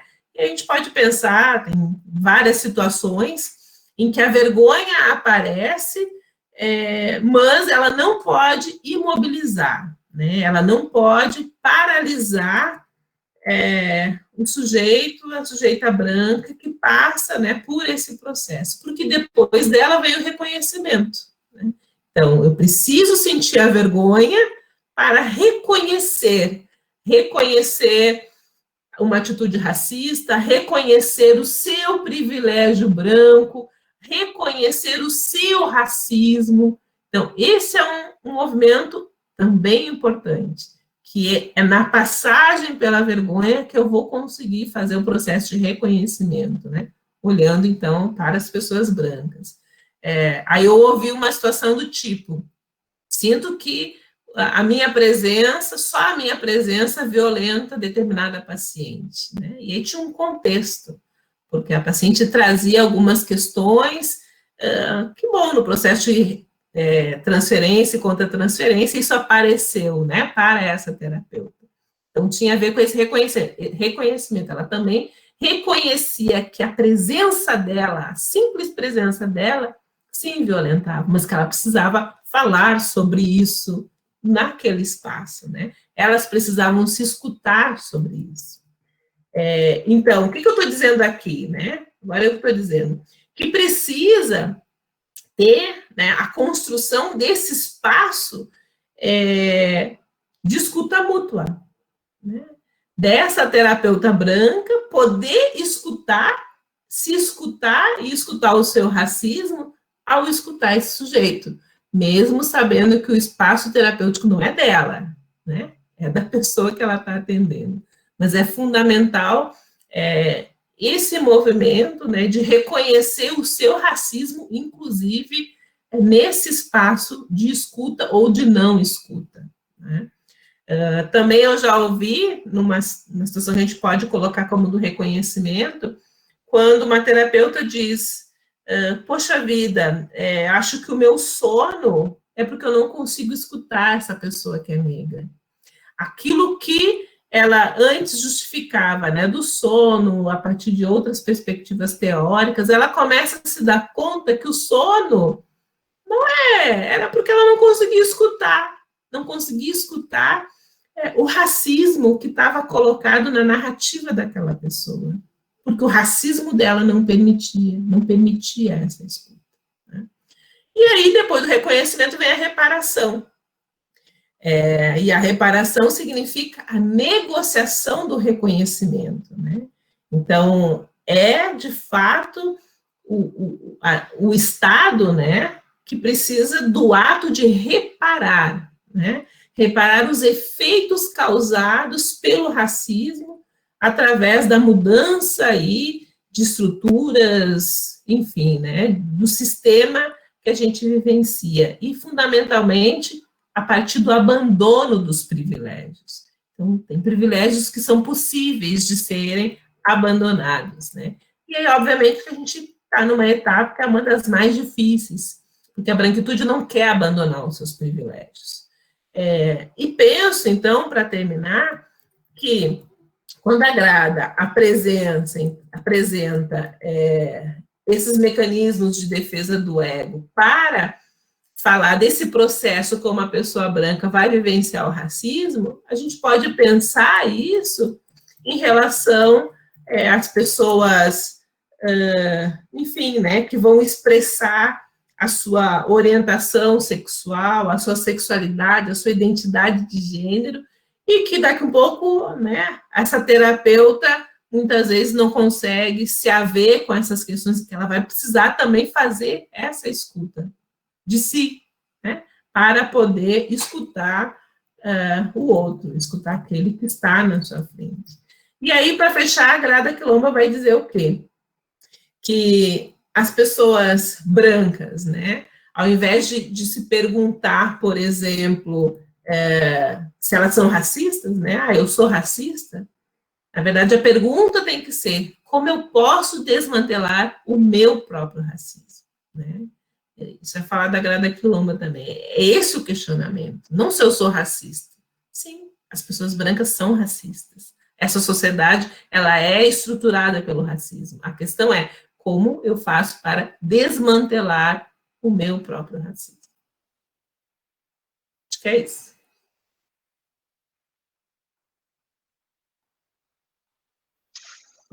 Muito obrigada mais uma vez.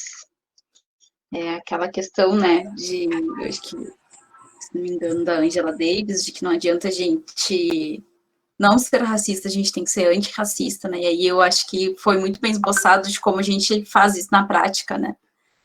Bom, temos novas perguntas agora, e eu vou deixar à disposição, caso alguém queira abrir o microfone e falar também, tá, fazer as perguntas. Vou fazer a pergunta da Tatiane da Costa, nossa querida Tati. A prevenção ao suicídio no período de escravização surge pelo interesse na manutenção quantitativa na mão de obra escravizada. Nesse sentido, gostaria que a palestrante falasse um pouco mais sobre como esta lógica colonial afeta a nossa atuação. Como podemos descolonizar a prevenção nas campanhas, por exemplo? Vocês querem que eu faça primeiro essa pergunta e depois passe para a próxima, ou posso fazer o bloco? Acho que pode fazer o bloco, né, Diego? Tá. A Marta Beltrame gostaria de perguntar para a professora Miriam e ao Diego o que ou como pensam que a psicologia pode estar presente na construção de políticas públicas em direitos humanos antirracistas e da diversidade de gênero. E a Tainá Amaro, como pensar o suicídio ou o pensamento na morte nesses tempos de pandemia? Onde a população negra está mais vulnerável e a que mais morre neste período?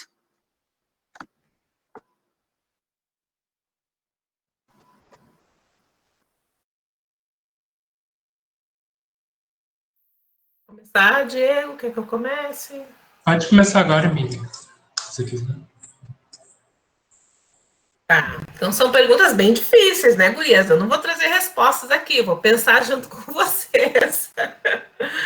Ai, a gente fica, né, numa encruzilhada, né, Diego? Então, em relação à prevenção, né, que a Tati coloca ali, como podemos descolonizar a prevenção nas campanhas, por exemplo, né?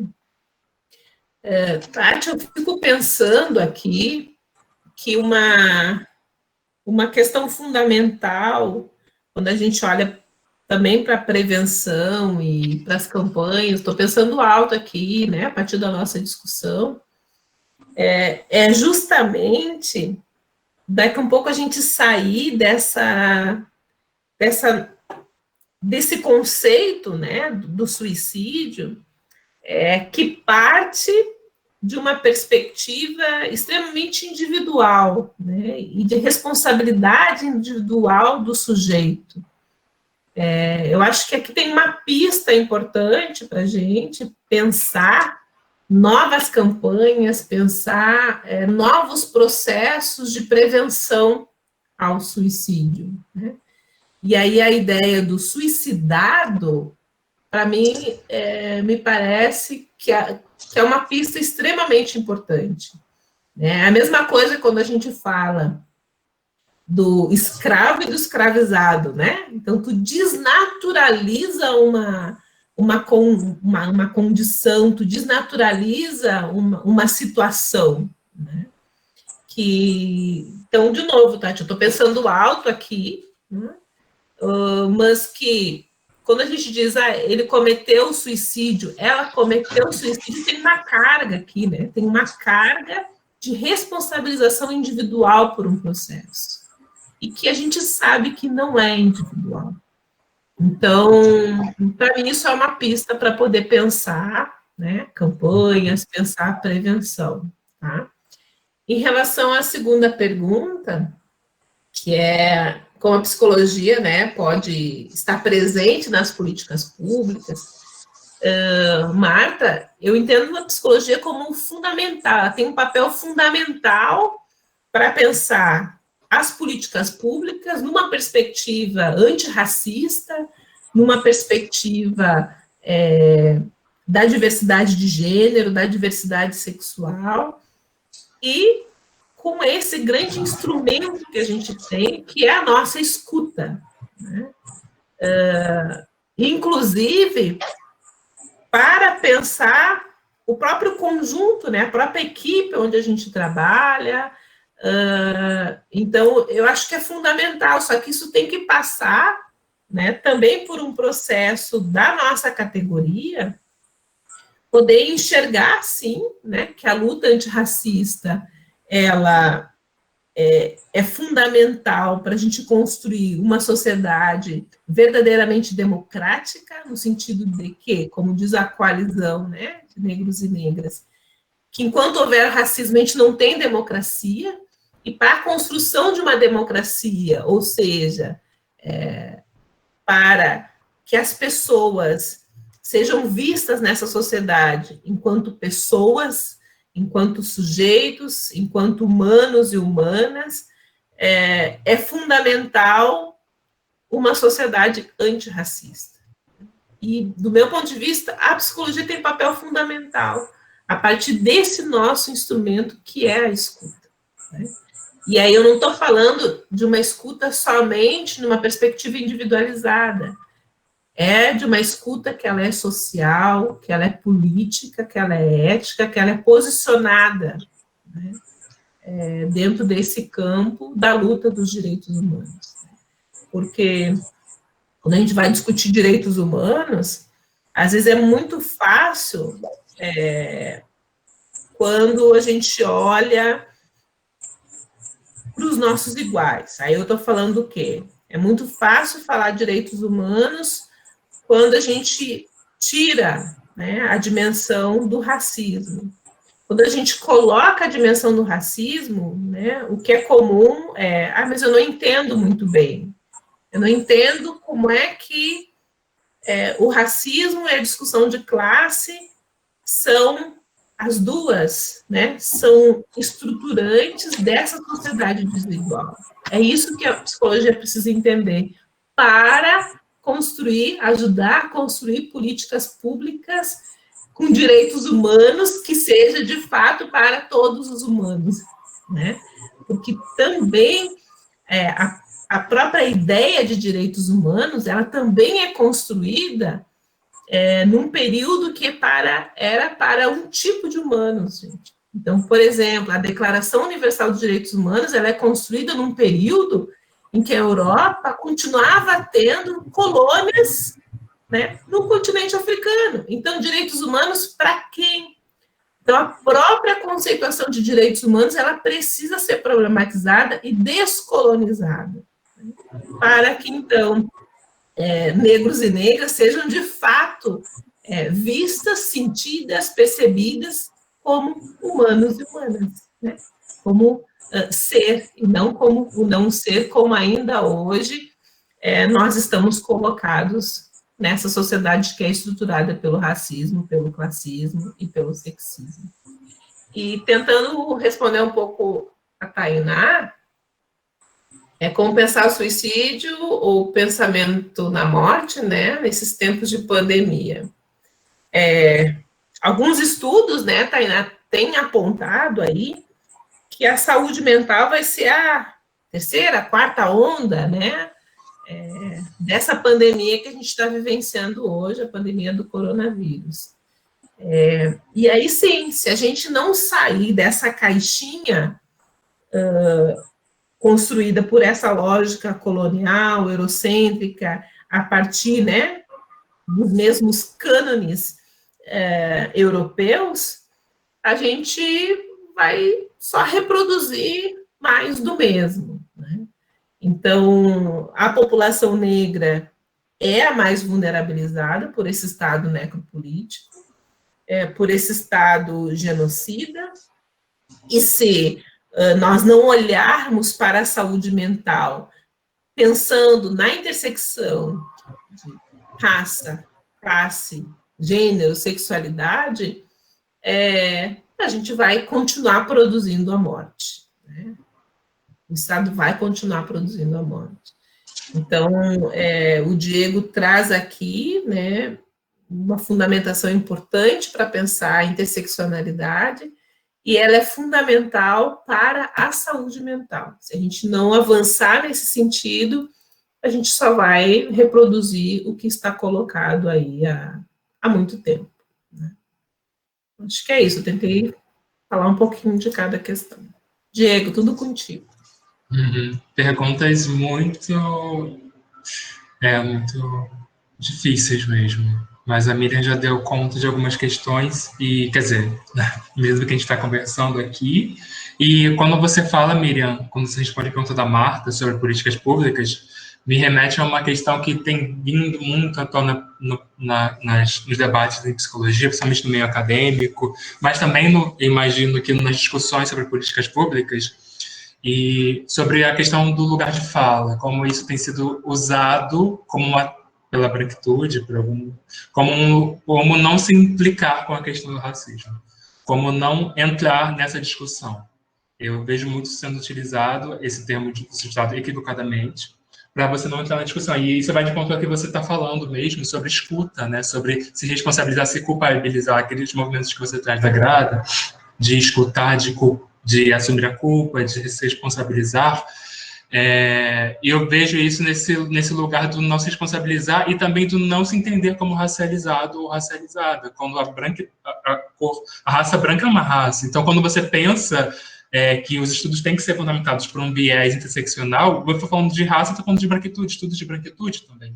Para se pensar a branquitude, o que a branquitude tem produzido, como ela pode se pensar agora nesse século, nesse momento. E também penso nas experiências desse programa que eu cito muito aqui, porque ele é um programa que estava em convênio com a UERJ, que é a Universidade do Estado do Rio de Janeiro, desde o seu início. Então, ele foi estabelecido como política pública em contato com a academia. Uma academia que estava sensibilizada para a temática LGBT, mas ainda não está, apesar da UERJ ser a pioneira em cotas raciais, ainda não está tão sensibilizado na questão racial, porque nessa Secretaria de Direitos Humanos e Assistência Social, onde fica o Rio Sem Homofobia, existe sim um equipamento sobre raça e um sobre intolerância religiosa, mas eles não são tão bem estruturados quanto é o Rio Sem Homofobia. Eu me pergunto o que acontece para que essa estrutura não seja tão robusta como é a do programa. E eu vejo que o programa tem algumas implicações políticas do governo do Estado, mas ele vem como sucesso, como produtor de 10 anos de assistência à população LGBT, porque ele vem desde o seu início pensado dentro dentro da academia, dentro da UERJ, com pessoas que estão implicadas com a temática LGBT. Então eu penso na questão política pública nesse sentido também, quando a Marta pergunta. Deixa eu ver as outras perguntas aqui. Eu me perdi. Sobre campanhas. Sobre a campanha, e a Maria falou sobre sair desse lugar da individualização, né? Eu tinha pensado em alguma coisa que agora me perdi aqui. Eu fui falando e me perdi. E a Tainá fala sobre como pensar pergunta como pensar o suicídio e pensamento na morte nesses tempos de pandemia. E quando Miriam fala sobre os estudos produzidos nesse momento, em como eles precisam estar atentos a essa questão de interseccionalidade, eu fico pensando em como os estudos que eu me deparei sobre o suicídio não estão atentos à raça. Eu pergunto se os estudos agora sobre Covid, sobre pandemia, vão estar atentos à raça, gênero, porque eles estão sendo feitos muitos em combustão, porque a gente precisa atender uma demanda que a sociedade pede. A psicologia se tornou o centro da questão, né? Os atendimentos psicológicos multiplicaram nesse período. Mas eu fico pensando se essas questões todas estavam bem estruturadas para a categoria, para que a gente pudesse fazer um atendimento, como a Miriam coloca, efetivo, de escuta antirracista, antissexista, anti-LGBTfóbico. E eu não sei. Uma coisa que fica comigo é uma frase que eu agora me esqueci de quem é, mas a urgência é necessária, a pressa não. E eu acho que isso é bom para pensar. A questão do racismo e de pensar essa escuta é urgente, mas a pressa parece ainda falar de um projeto político colonizador que pretende que essa estruturação, essa reestruturação social não se dê da maneira como ela deve se dar. E eu fico muito assustado com essa explosão de atendimentos, com essa explosão de conhecimento, Eu fico muito atento a isso. E eu acho que é isso. Sobre campanhas, eu realmente não me lembro o que eu pensei, mas eu concordo com a Miriam sobre a questão de sair da individualização, de se pensar campanhas que tentam a lógica interseccional, que entendam que o suicídio ele precisa estar aberto a um debate. E eu percebo, claro, existem diretrizes sobre prevenção ao suicídio que marcam como ele deve ser notificado, como isso deve ser debatido. Mas eu penso que essa não conversa sobre isso não vai para um lugar que esse medo de se informar como acontece o ato suicida e isso tem um efeito epidêmico. Ele não vai para esse lado, ele vai para o lado de pensar o sofrimento das pessoas em sociedade. E esse sofrimento não explica a ninguém como se matar, ele explica à sociedade como pensar esse sofrimento, como acolher esse sofrimento, como cuidar desse sofrimento. Então, eu me pergunto se esse não debate sobre suicídio também não protege um projeto que não quer debater, não quer conversar sobre que sofrimentos têm um recorte de raça, tem um recorte de gênero, tem um recorte de sexualidade. E debater o sofrimento é falar sobre o suicídio. Então, campanhas que debatam os sofrimentos que são invisibilizados já estão fazendo prevenção do suicídio. Eu acho que é isso, gente. Obrigado. Nós que agradecemos novamente. Eu queria contextualizar brevemente, assim, como é que surgiu essa ideia do evento, que eu acho que tem muito a ver com essas falas de agora, assim, com as questões. A gente começou a pensar o evento em setembro, né, quando a gente se rearticulou enquanto núcleo, né, porque a gente, pandemia, a gente demorou a se articular no modo online, né, e uma coisa que vinha muito para a gente, do núcleo, era justamente essas questões, às vezes, de pacientes com pensamento suicida, que falavam de quanto esse sofrimento era potencializado no mês de setembro por conta das campanhas, né? Além disso, bom, outras tantas questões que a gente abordou aqui, né, de pensar esses indivíduos contextualizados socialmente. Então, tinha todas essas questões, assim, que a gente estava pensando, e justamente tinha esse desejo de trazer a interseccionalidade, né, por conta disso, assim, porque eu acho que, né, isso fala de muita coisa. E aí, a gente acabou optando, né, por não deixar de fazer, mesmo que não fosse em setembro, justamente por causa disso, né, porque não é só em setembro que a gente tem que falar dessa questão, inclusive a gente precisa falar mais sobre essa questão, né, porque o suicídio vai falar de muitas outras questões, como vocês muito bem expuseram aqui, da necropolítica, né, então, era esse o nosso desejo, e fomos muito bem contempladas, né, nas falas de vocês. Então, dessa forma, a gente agradece muito, né, pela participação de ambos, né, e que esse seja o início de uma parceria, né, que a gente possa fazer outras parcerias em outros momentos, né, e muito obrigada. Fiquem à vontade se vocês quiserem fazer uma breve fala de encerramento, afinal, a gente já extrapolou o horário, né? Mas deixo aberto aí para vocês fazerem o encerramento também.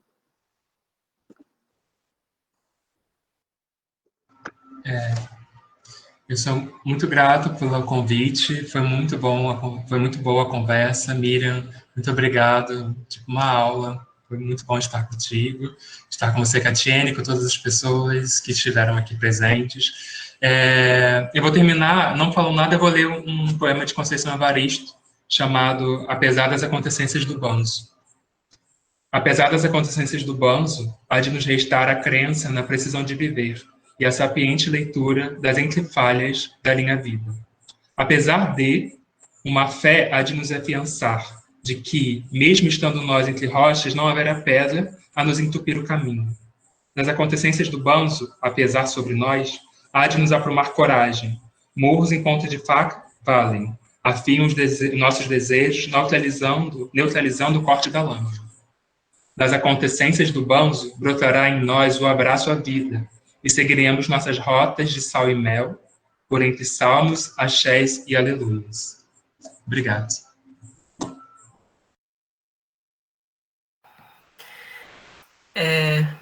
Também quero aqui agradecer, né? Aprendi muito na noite de hoje com as trocas, aqui as reflexões junto com o Diego, com a Cati, com todas as pessoas que contribuíram, né, com seus questionamentos, comentários, enfim, é sempre muito bom, é sempre muito produtivo esses espaços. Então, quero aqui, né, agradecer mesmo por o convite, por acreditar, enfim, né, que eu e o Diego poderíamos tratar desse tema e mais, né, trazer elementos para a discussão que vocês fizeram lá atrás, né, no núcleo, com os questionamentos, as questões que vocês levantaram atrás, né, lá em setembro, a partir do núcleo da subsede sul do CRP-RS. E em nome do CRP, enquanto conselheira, né, enquanto presidenta gestora da subsede sul, também agradecer a esse núcleo, a potencialidade desse núcleo. A maioria ali foram minhas alunas, meus alunos, então eu tenho muito carinho, né, por esse núcleo da nossa subsede, porque vocês são maravilhosas, maravilhosos, e a subsede, o CRP, agradece muito a existência de vocês, e que outros eventos como esse, outras rodas como essa, a gente possa desenvolver ao longo de 2021, né? Então, agradecer a todas as pessoas que estiveram aqui, agradecer ao Diego, então, muito obrigada, e um bom final de noite para todos e todes.